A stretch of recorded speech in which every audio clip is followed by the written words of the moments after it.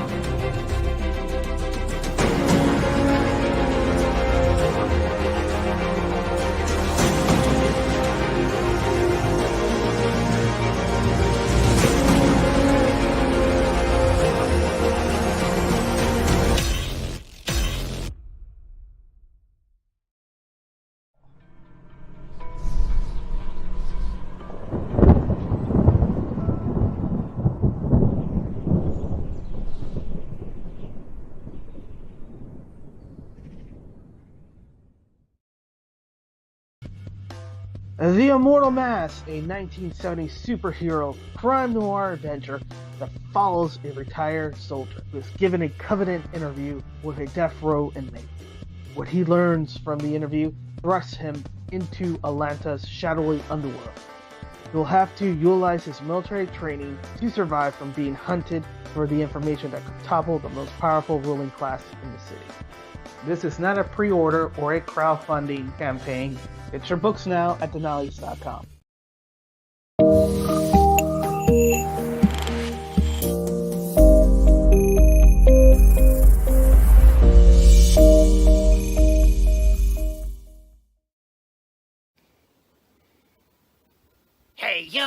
It's me, Pops Van Marmalade, and you're watching the Comics-Related Madness Network.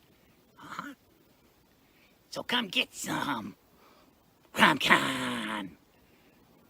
CromCon. Are you tired of the soul-sucking monotony that plagues your every waking hour? Ben and Jill are at it again. We have just the thing to get you out of your funk. It's the return of the most badass alien-punching, beard-ripping, planet-crashing bounty hunter this side of the cosmos. Tank McGregor is back in a brand new adventure. Tank McGregor and the Cosmic Colossus. Join the intergalactic bounty hunter as he battles his way through his biggest challenges yet. Unemployment, awkward handshakes, an ancient god awoke from its eternal slumber, that sort of nonsense. Enjoy 175 pages of pure, unadulterated sci-fi action-adventure comedy gold. Romance, political intrigue, social relevance. You'll find none of these things within the violence-fueled fever dream that is Tank McGregor and the Cosmic Colossus. Brace yourself for the laughs. The action. The danger. You won't be able to put this one down. Pledge today for a slew of unique rewards. Well, what are you waiting for, little boy? Get to it. 25 seconds to curtain, folks.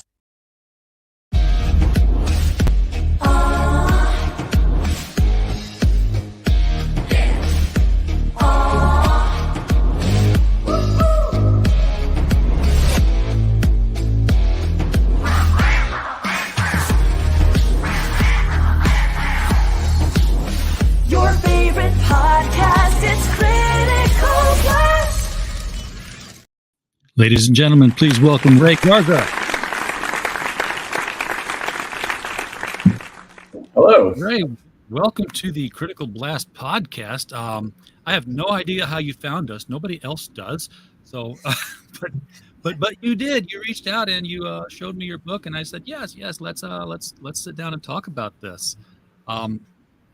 Dude. Yeah, I don't remember how I found you, actually, to be 100% honest. It was on Instagram, which I never check since they became part of Facebook. And since we quit doing a cosplay feature on our website, it was a hunting ground for cosplayers who were wanting exposure. No, we used to have a monthly feature. Different cosplayers would be featured on the website, and it was fun, but it became work. And that's when I lose interest, when something becomes work. Yeah, it's never good. Yeah. So why are you making comics, man? What's got you into this crazy business?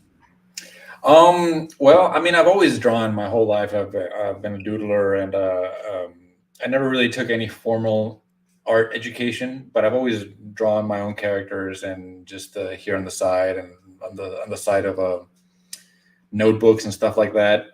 And I actually have a background in film, so I went to school for radio, television, and film, and I worked on some productions when I graduated.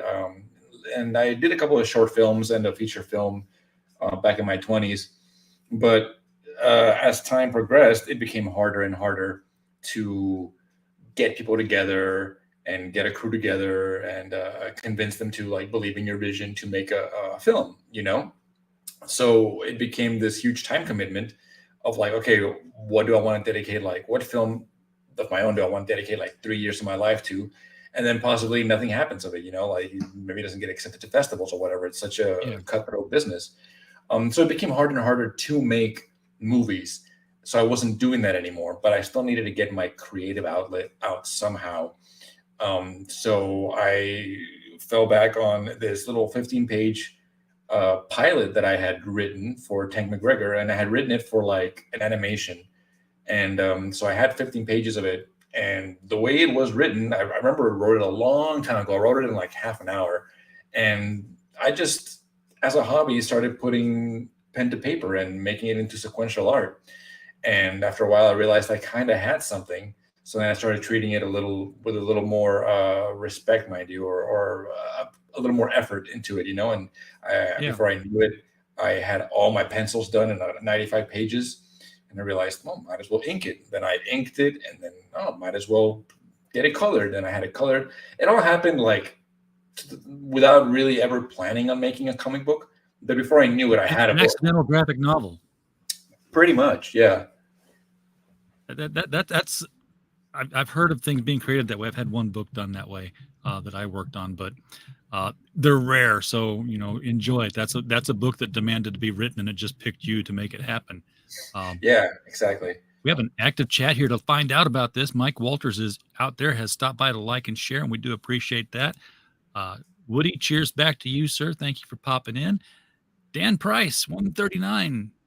Dan Price. I just saw Dan Price like half an hour ago. He was just at my house, and now he's driving, so he shouldn't be on the phone. I hope he's listening and not watching.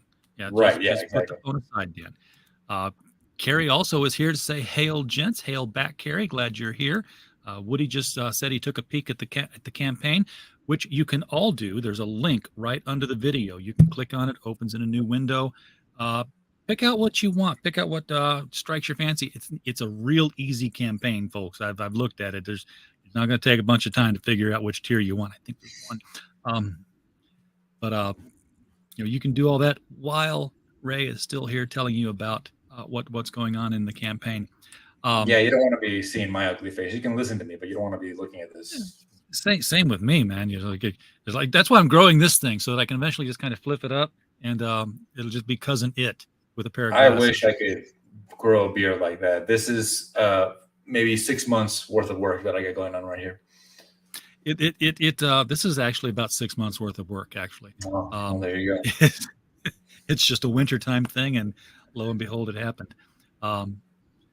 Yeah, I was on the draw stream earlier, Dawn. You were right. I kind of popped in. I wanted to talk to Pops and Rich over on the Madness Network, where we're simulcasting, by the way, tonight. So we are on, looks like 7 different outlets at the same time right now, between YouTube and Twitch and Facebook. So we're getting you as much exposure as we can in a condensed interview time. But yeah, I was at a Bentonville Con Saturday, a one-day convention. Apparently it happens twice a month because I've already gotten the solicitations for October, which I can't make.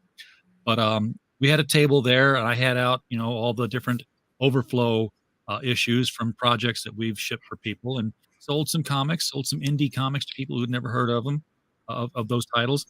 And I got to talk with Tom DeFalco for about 15 to 20 minutes one-on-one, which was, that's not something I'm going to forget anytime soon. So, nice. And I wanted to share that with the folks on the show. So it was a fun time. I like cons, and this is the first time since, I want to say 1989, that I've gone to a convention, a comic book convention, and there was actually a comic book person there. Yeah, that's something I'm learning. Like, that's something I'm learning really quickly. I've attended a few cons this year. I was just at Comic Palooza last 2 weeks ago, and yeah, it's like the majority of it is about the celebrities and about the plushies and the Funko Pops or whatever, and the swords. And there's like 5 or 6 comic book creators like scattered around. I'm like, oh, at a comic book convention or Comic Con, I would have thought there'd be more, but. Yeah, and the comic book creators are generally people who are doing art sketches, haven't been published in a book yet anywhere. So when I was in college, and again, I'm aging myself here, 86, 87, I'd go to the Chicago convention, huge open floor. And you'd be like, one corner would be big signs, DC Comics, and another corner would be Marvel. Archie would be there. They were all there. And you could go just talk to editors and show portfolios and ask about, writing and projects and all that stuff. So it's not the same anymore, unless you go to San Diego. And even then you got to wade through all the celebrities. So, but you have gone to conventions then, to introduce people to Tank? Yes, I have. I mean, I haven't been to a lot. Comic Palooza was like technically my third one, I believe. I mean, the third one that I count as a convention. I've been to a couple. I was at San Diego Fan Fest, I believe it was called. It's not San Diego Comic-Con, but it's like the one right next to it, a smaller one. Yeah. And but I went to that one And I was completely underprepared. Like I thought I was going to be with other people that I knew, and at the last minute, everybody dropped out. So I got there, and we had a booth, but I had like no books. I had the books that I had in my backpack, which was like 3 of them, and I had a couple of like swag, like flyers and stuff. So I was like, I'll just spread them around as much as I could, and I was just sitting there like, oh, let's see what happens. That was like my first actual comic con, and I had a blast because I met some cool people, and I did actually sell like 1 or 2 books. I think it was out of pity because it was such a pitiful booth. It didn't have a sign or my name written anywhere. It was just like a piece of paper and like a sketch like Ray there. And I did a couple of local ones here in Austin, Texas, and then I did Central Texas Comic Con and Comic Palooza in Houston, and that's it. That's all I've done. Yeah, they get to be addictive and fun. You start seeing people over and over there again. It becomes almost a reunion. When I had my first book done, I went to a science fiction convention, and I couldn't afford the table. It was like, they were, wow, it's expensive.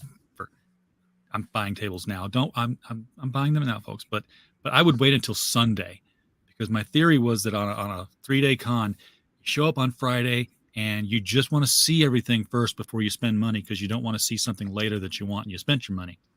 Then Saturday, you start going around to the things that you saw that you liked, and you start picking them up. And Sunday, that's when you're like, holy crap, I still have money left in my wallet to spend at this convention. What can I get? So I would go there on Sunday when vendors were packing up, going home early, and abandoning tables, and I'd scalp one. I would just say, no one's using that table. It's mine. It's paid for. I'm going to take it. And I'd just put my book out there and sit. And nobody ever said boo about it. Oh, wow. That's a good tactic. I might steal that from you. I sold like 3 to 5 books, but I sold books. That's all I wanted to do, was get that done. I don't recommend it. You might get kicked out of a con for doing something like that. Running a con. I'll try everything once. Yeah. And then yeah, it was paid for. The table was paid for already. Carrie says she likes how I got the T-shirt to match the beard. The T-shirt's gray, so now I feel bad. Thanks, Carrie. I'm kidding. Everything in here just kind of fades to black and gray on me here. So Tank McGregor is. You said you had an animation kind of feel for it, and I can definitely see that when I look at the PDF. I'm like, it's like MTV's Liquid Television put to page. And Dude, that's the biggest compliment ever. Thank you. No, it's got this very Von Bode kind of feel to a lot of the aliens, the tentacles, and the asymmetrical weirdness to a lot of it. Are you a big sci-fi fan, or was it just it just happened to be that way? No, yeah, I'm a huge sci-fi fan. I go in waves in terms of the genres that I'm liking at the moment. So I'll like sci-fi for like a 6-month period and like immerse myself in a bunch of sci-fi things and rewatch my favorite sci-fi movies, read sci-fi books. I've read Dune like twice, but I can't do it a third time though. No, you don't live long enough. Yeah, exactly. And then I'll like kind of ease out into it and suddenly be into like Westerns, for like a 2-month period. And then I'll be into fantasy, and my likes go like that. So yeah, for Tank McGregor, I must have been in a sci-fi mood, and then it just kind of stuck there for 3 years or however long I did that first book, and then the second book. So it was a total of like 5 years where I was just immersed in science fiction. I love science fiction, and I love Liquid Television. Peter Chung is one of my favorite animators, and Ian Flux was something that when I was watching as a child, I knew that I wasn't supposed to be watching this. But there was like no one around me to stop me.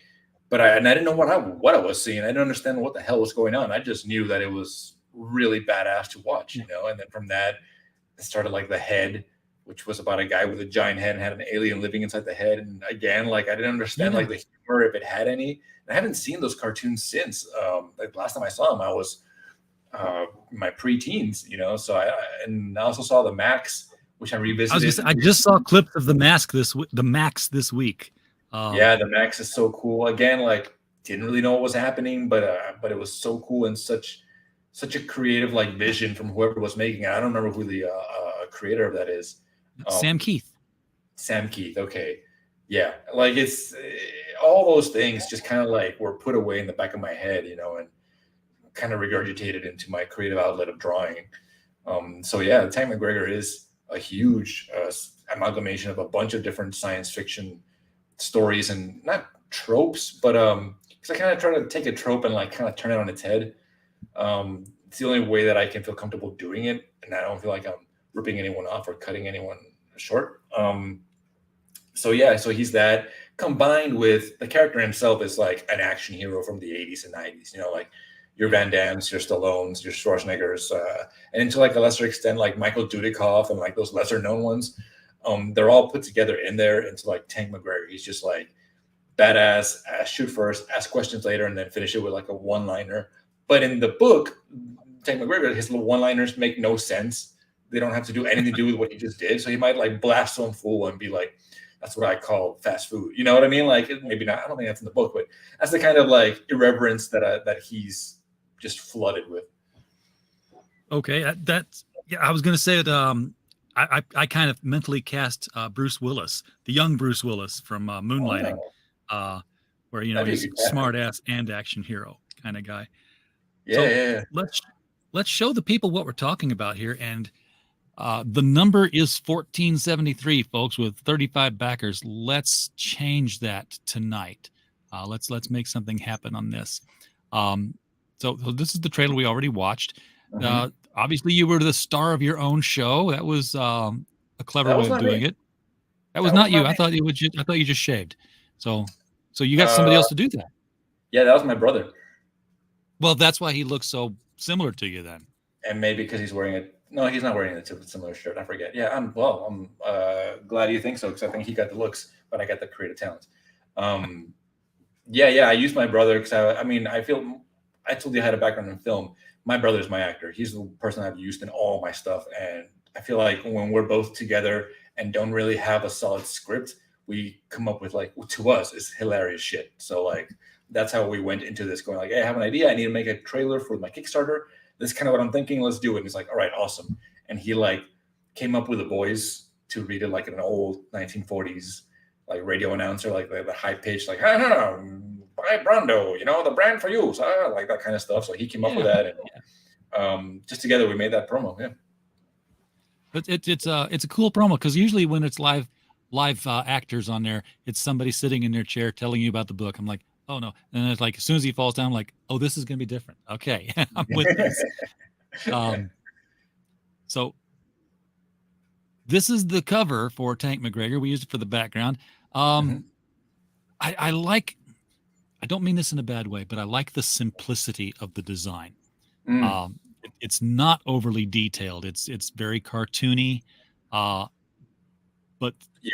not caricaturishly so. That's kind of not on purpose, but I feel like, one of my biggest inspirations when I was doing the first book was Mike Mignola.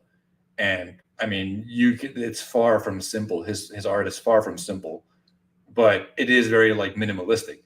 So that's how I started. Yeah, that's what I should say.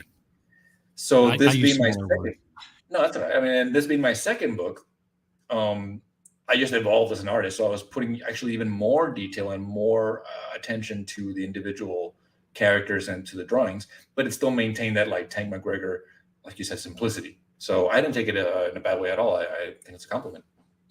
He's kind of got like a Nexus vibe about him here with the.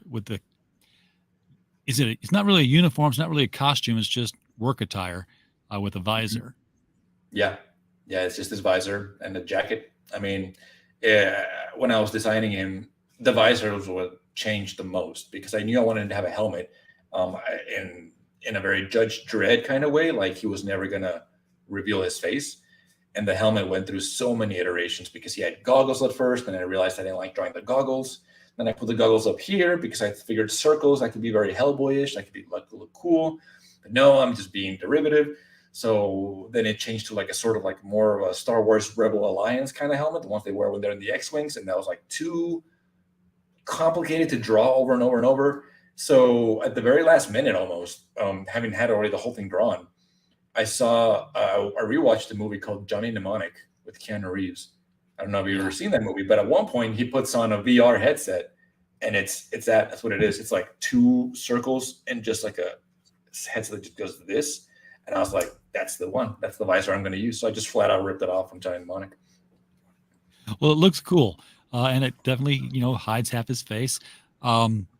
It looks hilarious later on in the book when he's been unemployed for a while. He's got a beard bigger than mine sticking out from under the visor. Yeah. I assume that was him. I could be wrong. Yeah. So who are the characters that we're looking at here? Obviously, we've got Tank McGregor in the middle here, but you don't put characters on a cover unless they mean something to the story. So let's go into the cast. So, on his top right shoulder, you see a floating ball. That's Jensen. So that's his number 2. It's his partner in crime. They have Jensen's the floating ball that talks to him. It's like his side character, his sidekick, but not really. He's a very, very important part of the story. Obviously, he gets introduced from book 1, and through their banter and their relationship, you kind of get the sense that there's more to Jensen than meets the eye. It's not just a floating robot. They have a backstory, and maybe it wasn't always a floating robot. Perhaps this robot, this floating ball, at one point was a completely different entity. He makes mention of that in the first book, and in the backstory that I'm sort of spanning out through these books, you get to see that it was perhaps a former lover of Tank's that through some happenstance ended up inside this ball, and now he's kind of stuck with it, but it's not quite the same person anymore, but he can't help but let it go. That's going very deep into the backstory of them too, but yeah, it's his Tank, it's his Abbott the Costello, they're the back and forth. To his behind him, that woman with the green hair, that is a brand new character for this book. Her name is Sin, and she's part of a holistic race of, I guess, rock people, but they're not really rocks. They're descended from rock people, but they have more like marble skin, so they're hard and they're not really faces, they're like masks. So it's like the green smoke is the entity that holds them together. Their bodies are just a vehicle for this green ether that oozes out of them, and they use that to basically live forever. Her society worships a literal god, which they have basically in their basement asleep, and they basically take his essence from him. We'll call it his blood or whatever you want, but that's what they use to make their ether, and that's where they were born from. The guy with a big sick mustache there, he's the antagonist of the piece of the book. So he's obviously also from the same race as Sin. He doesn't really have a name, but you'll see he has a name sort of, but I don't want to reveal why. I'm not giving it away here. But he is the antagonist because he steals the god. So he basically betrays his own people and he robs the giant body of the god that they all worship. And that is what Tank McGregor is hired to do, is to recover the awoken god. And he's been godnapped. Yeah, exactly. He was godnapped, and that guy on the right, I feel like I just needed to fill the space. He's one of the space pirates that one of the goons, who's just there assisting the antagonist, and he's kind of funny looking dude. And I had him flipping a yo-yo because I felt that it encompasses the theme, well, not the theme, the tone of the book. It's like this really epic cover, but the guy's a yo-yo. It's kind of ridiculous in the end. Yeah.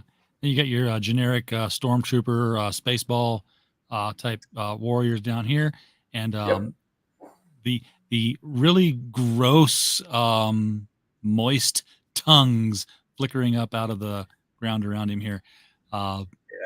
Which come out. Wonder what's he standing in. Yeah, what's he sitting on? What's he standing on? I don't know. Is there more tentacles maybe going up his back? I don't know. But that's my Cthulhuan, my Cthulhuan space monster that I have in a couple of chapters that they have to battle. So the entire book is sort of meshed together to this one cover. Now this is again going back to the liquid television reference I made earlier. I mean, just they're just walking through this enormous cavernous hallway, and then what do we got? We got a face. We got a face that's tacked around a pipe, and it's not flat, but it's it's stretched around this computer. Right there, they're in a massive planet-sized computer that can process I wrote something 15 quintillion tons of information a second or whatever. So like all the galaxy's most pertinent information passes through this giant planet-sized computer, and the center of it is the administrator, which is this guy right here, which is maybe he used to be human at some point. I don't know, but he definitely wants to look human because he's got a giant face stretched across his mainframe. Yeah, it's really cool looking. And you're showcasing the colors here, so let's talk about that a little bit. You didn't do your own colors on this one. I didn't do my own colors because when I started the first book, I wasn't confident enough, and I didn't know enough about color theory and all that. And I felt if I did the colors, I was gonna ruin this thing that I've been spending 3 years on. So I hired out a very talented colorist called Michael Woods out of Houston, Texas, and I've just stuck with him ever since. He is the color of Tank McGregor. Like, he just does incredible work, and I gave him very minimal notes, or maybe he thinks I gave him too many notes. I don't know. But he understands the assignment. He knows exactly what to do, and he'll give suggestions, and he'll be like, I feel like here we need to have this guy that's this color instead of what you said, because he'll give me really good reasons. And I'm like, yeah, go for it, dude. Totally. I mean, he does an incredible job, as you can see. I can't imagine Tank McGregor with anybody else, or with me coloring it, even if I have been practicing or anything. Yeah, looking at the line work, I could see, this being like a Judge Dredd kind of book, but with the colors not being gritty and being more bright and vibrant, is like, it's Judge Dredd, but funny. Meets Looney Tunes, meets Futurama. My wife calls it Cowboy Bebop meets Futurama, which I think is a pretty good assessment. I can dig that. We got some cosmic horrors here. You talked about with the tentacles we saw earlier. Yeah, there's the Cthulhuan monster. I believe I called it a Gorgian fetus. What else are you going to call that? I always love brains with eyeballs and floating in orbs. Classic. That's the police of this universe. Those brains in jars. That's just what they are. Basically, they're just the police. So, I mean, you have to read it to see more of the role here, but planet crashing, man. I got lots of planets crashing into each other. You'd think with all that space out there, but no, they don't miss each other. And this is a epic battle scene. Yes, it is. I mean, how did you keep track of all the limbs and who they belong to in this clash of robots here, or clash of warriors? Slowly. They're just it's an army. At this point in the book, I knew I wanted to have like this giant, just like 2-page spread of a battle scene, sort of like Frank Miller had in his 300 book. I don't know if you remember that. It was just like tons of Spartans, and just like as far as the eye can see. And I want to do my version of that. So I just knew it doesn't matter if it has no like rhyme or reason. I wanted to have a ball of like battle, and like I just kind of like drew it little by little, slowly, character by character, and then I would just overlap and then put this here. There's a beauty of drawing digitally, is that you can just kind of like slowly put together and move things around. Yeah.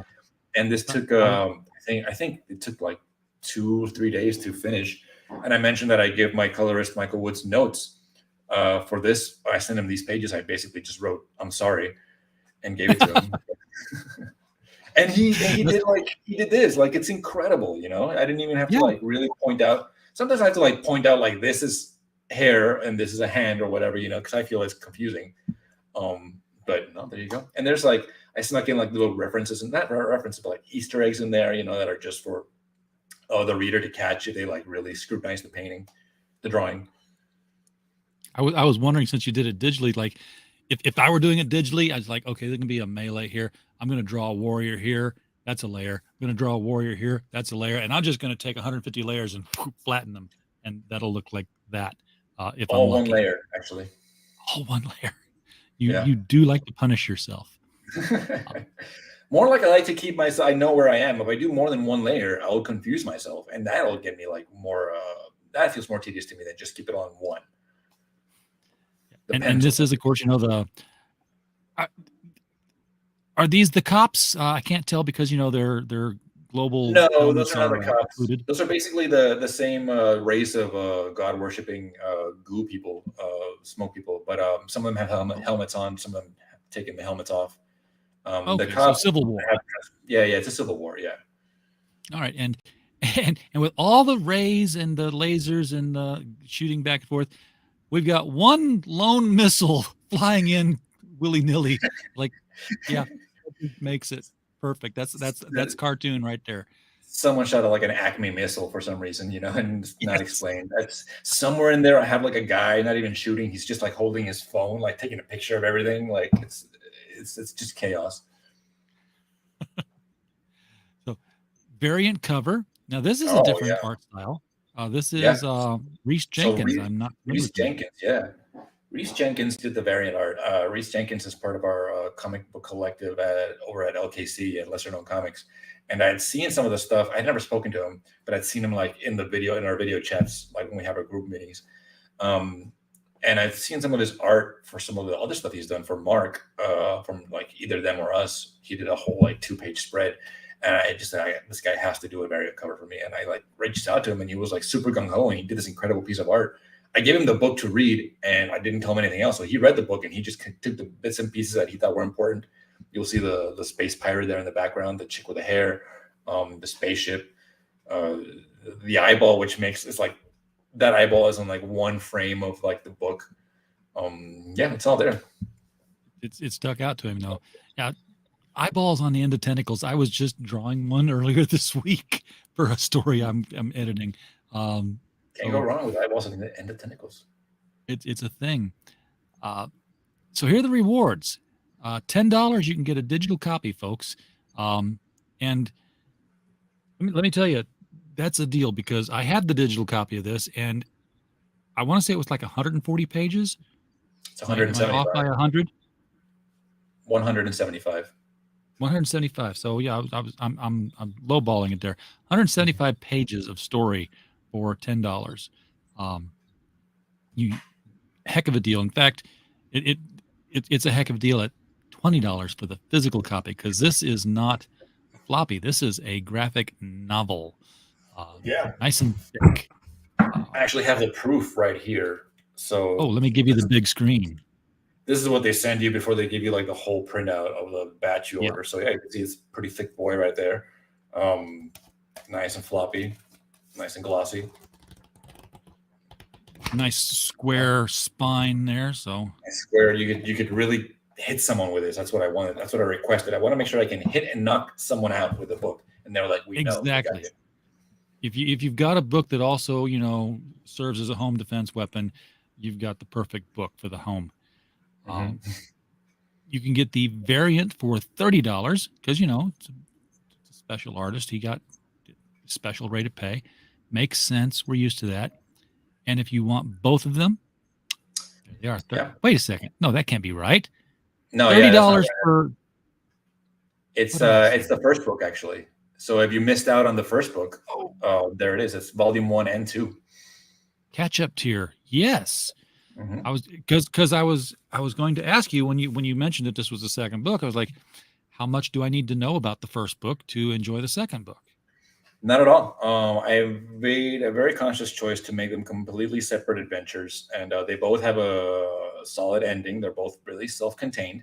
The only thing that carries over is, the character's experiences. I mentioned that I have a relationship between Tang and his Ball Jensen that carries over, and I'm establishing a sort of like overall arc that spans over several books. But so the experiences they face are carried over, so they remember what happened in the first book, but they don't. It's not necessary to enjoy the second book or know what's happening in the second book. If anything, it'll just kind of get you curious about like, oh, I want to read the first book now, because clearly there's something else that happened before this. Yeah. And, once you've done that, now you'll be really primed for the third book, which we'll talk about in a little bit here. I Am Death Incarnate. This is art prints. So you've got some like classic 40s style pinup with sci-fi girls. Yeah. I don't know why. I mean, I just really dig it. It really has like the book itself is not 40s themed at all, but I felt like it was a very cool little mixture of like genres of styles, so I looked online and I took my favorite like ads for joining the Navy. I made the join the Navy. I turned into like see the universe, become a bounty hunter. Lady Luck is just a woman like on a plane, and the service your sex bots. That's basically from the first book, because so that they can service you. Yeah, exactly. So That's is there that kind of element in the story anywhere, or was that just for the pinup? The first book is centered around hunting down a sex robot who's gone sentient. So definitely the one at the bottom, the sex bot one, is thematically similar to what happens in book one. The other two would just kind of contain characters from the books. Okay. Now I got to read book one because that's the story I want. You got the lesser known comics digital starter pack, and that has to be how you found our channel, because we have worked with lesser known comics before. On Tights especially is one that I remember well. Yeah, Mark gave me your number actually. Yeah, definitely. So if you get the digital pack for $70. Yeah, you get a whole bunch of digital pack. You can see Bigfoot Knows Karate, Dan Price, Either Them or Us, which is Mark's, Narita and Yuriko from David Lujan. We got a couple of new ones, Velour and Tweed, and AK Yumi, the bottom right ones. I mean, if you love comics, you got to go with this one, right? I mean, you just get a whole bunch of a slew of like independent artists just throwing their talent at you. 13 graphic novels, among which are, Tank McGregor 1 and 2. I can see them right there in the center bottom row there. Yeah, exactly. Lone Stargazer, I thought I was being pretty clever with the name, but it actually only makes sense if you read the first book. But yeah, this is our Lone Star bundle. So like Texas creators, everybody who lives in Texas that is an LKC member, those are our books. And this is these are physical copies now. Those are physical copies, yes. Okay. So six physical books here, folks, for $78. That's, a little over $10 a book. Not a bad rate. Your sci-fi action pack, $93. You got another 5. All the sci-fi. I'm guessing these are bigger books than the other collectively than these were. Yeah, and they're bigger books. Whereas the other ones are more floppies, with the exception of Tank McGregor books. These are more graphic novel-y, I believe. I know Abducted is more of a graphic novel, yeah. Then you got the LKC starter pack that gets like the digital one, but it's physical books. So this is, again, it looks like 13 books. Yes, it is. For $139, again, $10 a book and a little bit of change. So I'm sensing a mathematical theme here. Add-ons. Yeah, add-ons. Yeah, if you want to read book one, but you don't necessarily want to get the bundle that has all the comic books or whatever, you can just kind of like buy the digital first one and then add this one on there. You just add the first book. Exactly. Nuke the Space Whales. Okay. Mm-hmm. Yeah. I have a feeling this means something because I saw it in the trailer. Somebody wearing this shirt. Yeah, you can wear the shirt from the trailer. Don't you want to be like the guy in the trailer? Yeah. I always want to be like the guy in the trailer. And you can stand for something. Nuke those space whales, man. They're a nuisance. Well, as it was explained to me once, the reason it's bad to kill whales is because whales eat plankton. And if we kill the whales, the plankton overpopulates and create too much oxygen, which over-oxygenates the planet. Okay. But at the same time, it's bad to cut down the rainforest because the trees create oxygen. If we cut down the rainforest, then we don't create oxygen. So my thought is that if we just for every 200 acres of rainforest we cut down, we go kill a whale and we're even. Well, unfortunately, these are space whales, completely different from Earth whales. They have nothing to do with Earth. Yeah. Darn. So well, then let's nuke them. We don't need them.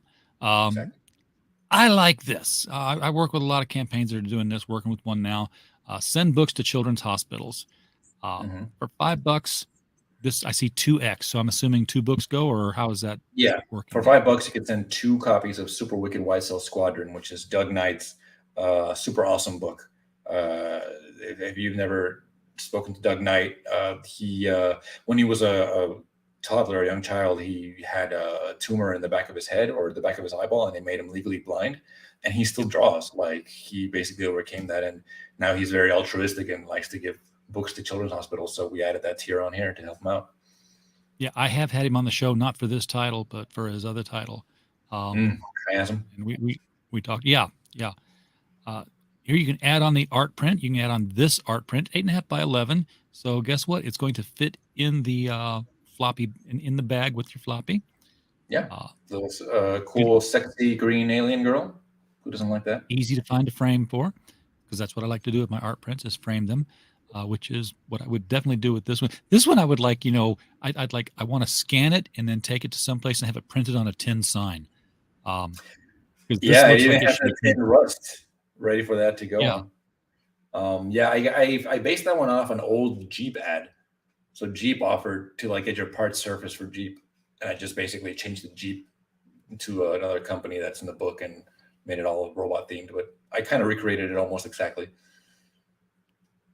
Yeah, it's a really good looking print there, as is the Lady Luck. I'm trying to read that. Rakatansky. Rakatansky. That's got to be the pilot's name, I guess. That is actually the name of Tank McGregor's ship, the Rakatansky. And bonus points if you can tell me what Rakatansky's from. Not a clue. That is Max's last name from Mad Max. Not a lot of people know that. I did not know that myself. Okay, so Lady Luck is Calling. You can get that one. Nice little, almost a Vargas style on that, or Eldrin. And then if you don't have to make up your mind and say, which one you want. $15 doesn't even rate. You get all three of them. They're paper. They're going to fit real nice into the Gemini mailer. Hang him in your bathroom. Hang him in your gym. Hang him in your living room. For your wife to see what cool purchase you made, or your husband. Show him what cool purchase you made. Yeah, if husbands love a cool wife. But if the wife hangs up an airplane nose cone print or a sex bots print in the living room, she's getting bonus. She's a keeper, which she is because she's your wife already. Yes. So we are still at the same number we started with. That disappoints me, but I'm sure that the chat is going to be working on this. Someone's going to help us out here. Might be Pops. Pops, you've seen this somewhere before, huh? Okay, well, it sounds like you've already been on the network once or twice here, Ray. On the Comic Network. I may have been. I have very poor memory. On the Madness Comic Network. Maybe on a CromCon. Want to remind everyone here, as we're approaching the top of the hour and wrapping things up, jump over to the mic stand on Mike Walters' channel and get your daily dose of niche news. Everything from manga, anime, comics, and professional wrestling, which he does every Monday through Thursday at 9 p.m. Eastern Time. And then Fridays, of course, is the comic book historic retrospective, where he and sometimes I join him to read Golden Age comics live on the air with voices and sound effects and everything. So you're into that kind of thing, you want to watch me make a fool of myself and make as many voice acting mistakes as I can, check it out sometime. So how big is the saga of Tank McGregor? I mean, is this, do you have an end in sight for this, that you're trying to complete an arc, or is it just, as long as the ideas keep coming, we'll keep tanking?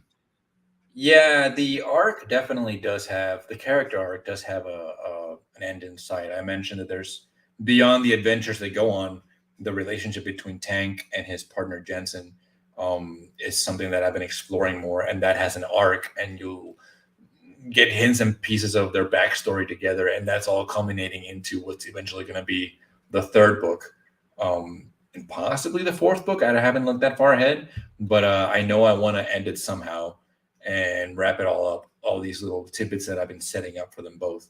So definitely 3 books. Definitely 3 possibly books, 4. okay. And then whatever happens after that will just be, think about it like what the BPRD was for Hellboy. Hellboy's adventure ended, but the BPRD kept going. So maybe little adventures here and there, cameos here and there. You can always go into the past and tell, stories of before this one happened. Yeah, exactly. Maybe before he had his visor on. How did he get the visor? Yeah. I don't know. Although And, I also kind of hate it. unless I also kind of hate it when movies do that, when they explain every little bit of thing, like Solo, this is how he got his gun, this is how he got his last name. I don't know. See, if it were me, and I'm not telling you what to do, but if it were me and I was like, hey, we're going to go back into the early days of, Tank McGregor, I'd throw up a panel of a playpen with a toddler in a diaper and a visor. And I was like, well, maybe not that early, but I would show that, yeah, the visor's always been there. Well, I would just keep it there for like 20 pages of him just doing toddler stuff. Yes, with the visor on, of course. Yeah. And the guns in the playpen, and it would be a functional one. It would you zap the television and go. Right, exactly. None of the plastic crap toy thing. Have you done comics before Tank McGregor, or is this your first time making a graphic novel? I mean, not beyond like being like 9 years old and drawing Spider-Man teaming up with the Phantom in my parents' house, like. I mean, that was the first, I guess if you want to count it, that was the first comic I ever did. But it was like, like stapled, and the panels were like really poorly drawn. I mean, like I was 9 or whatever the hell. I wasn't even 10, and I just drew that. So I did that. But I didn't even really consider it before Tank. I'd never done one at this scale. Yeah. Okay. I mean, I figured you had done storyboards for films and stuff like that, which are. Oh yeah, definitely. Yeah, I do storyboards all the time. Even for my current job, which is involves a lot of video editing and video shooting and all that, I still do storyboards for that, So I was getting my artistic ideas that way. Do you have ideas for something other than Tank McGregor that's coming down the line here? Yeah, actually, after finishing Tank McGregor 2, The Cosmic Colossus, I decided I wanted a little bit of a palate cleanser. Not so much from Tank, but from like the funny, from like trying to be humorous, and from science fiction, just to like cleanse the palate a little bit, So I was looking at other ideas I had, other stuff I had. I wanted to maybe explore perhaps something that's more like slice of lifey, really down to earth, or maybe something that was a little more gritty, crime-ridden urban stuff, or maybe some fantasy stuff. I have like an idea for all of these different genres, and I just have to like decide what I want to commit like a year and a half to before I start it, because I'm not very good about starting one and then starting a second one and working on both of them at the same time. Like I can't do that like some people can, which is insane to me. And then I also can't seem to just do like, a 12-page issue, a 20-page issue.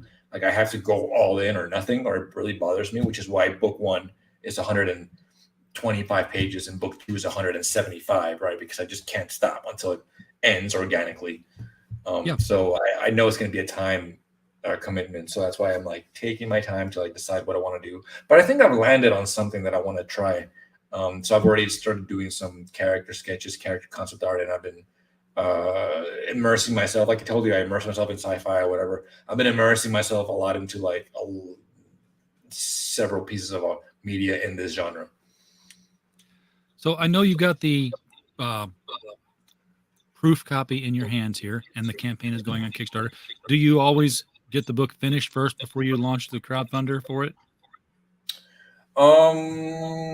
No. I mean, yeah, kind of. I mean, when I did book 1, I did the printing because I knew I wanted to print it. I had the funds to print it. I had some savings. So I did the Kickstarter for book 1, which actually failed. So even after it failed, I was like, well, fuck it. I want to do it anyway. So then I got it printed, and now I have all these copies that I'm sending out or putting. I take to Comic Cons with me, and selling. For book 2, I was already signed on with Lesser Known Comics. So the Kickstarter is in conjunction with Lesser Known Comics, and it's sort of like to get hyped up for the book and to get it out there and get the word out there and to help offset the cost of printing it. But again, like I was always going to print it, right? So I just kind of like did it because I couldn't wait. I just couldn't wait. The funds are going towards offsetting the cost of having done that print and the rewards and stuff. But I wanted to already have it in my hands, before the campaign is finished. Now let me figure out how the book's going to look. Like, no, I wanted to have it. I wanted to have it for the commercial. I wanted to have it with me. I wanted to be able to hold it and like smell it, go to sleep with it, make out with it a little bit, all that good stuff. Yeah. So, well, and this campaign, unlike the previous one, has funded. So you've achieved success with this one. That's true. It's funded. What's the status of Tank 3? Idea phase. I know where it's going. I know what's happening. I know how it starts even. But I have not put a single frame to pen to paper. I haven't drawn a single panel. Well, then we're not going to launch that campaign anytime soon. What do you think? It'll be a year before we see that, or what's your usual Possibly. time? Yeah, possibly. I want to focus on this one right now, and then once so that people at cons don't just have to be like committed to buying a whole book if they don't want to. They could maybe just take issue 1, and read that, and then come back if they like it or buy the rest of it or not. But so I want to. So that's my next step in the tank plan. But as far as a new book, not yet. Okay, I can tell your phone has started to overheat, so it's a good thing that we're reaching the end of the hour here. You started a robot there and freeze up a bit, which. Oh, I'm sorry. I'm assuming you're using your phone. Maybe I'm wrong, but no. Usually they on hate. computer. No. Okay, good. It probably means that my wife is throttling me. She's probably watching something or like really letting the internet have it. So that's probably what it was. She kicked on Netflix. That'll do it. So. Damn, all right, well, then it's a good time to wrap things up. Ray, thank you very much for coming on the show tonight and bringing Tank McGregor. I keep wanting to say something else, but just because I have other tanks in the back of my head. It's a me thing, not a you thing. Okay. Tank McGregor. I love the name. I mean, it's just there are certain character names that just communicate what the character looks like without you even seeing them. And funny story about that. It wasn't an original idea of mine. I didn't steal it. I asked for permission to use it, but a friend of mine that I used to play Xbox with, his gamer tag was Tank McGregor. And I asked him why that, and he just said he liked the sound of it. He doesn't know where he came up with it. So it sounds like it'd be like a comic strip about a football player. Maybe. Yeah, maybe Tank did play football at one point. Space football. I'm sure he probably did. Anyhow, again, thank you for coming on. It's been a pleasure having you here and learning about this comic. Folks, again, the link to the comic, the Kickstarter, right below. Look at that beautiful book right there. It's some sweet stuff. Click below, pick the tier, get your book. Get the book before this one and this one, or, just get a whole bunch of LKC books and settle in for some lengthy times of reading here. Oh, Woody, what would I do without you? Tanks, everyone. Yes. And tanks for everyone. And thank you to those in the chat tonight for showing here. We don't have a show without you. We're just a podcast falling in the woods otherwise. And because of that, we were glad you're here. And of course, while you were here, as always, we just hope you had a blast. Good night.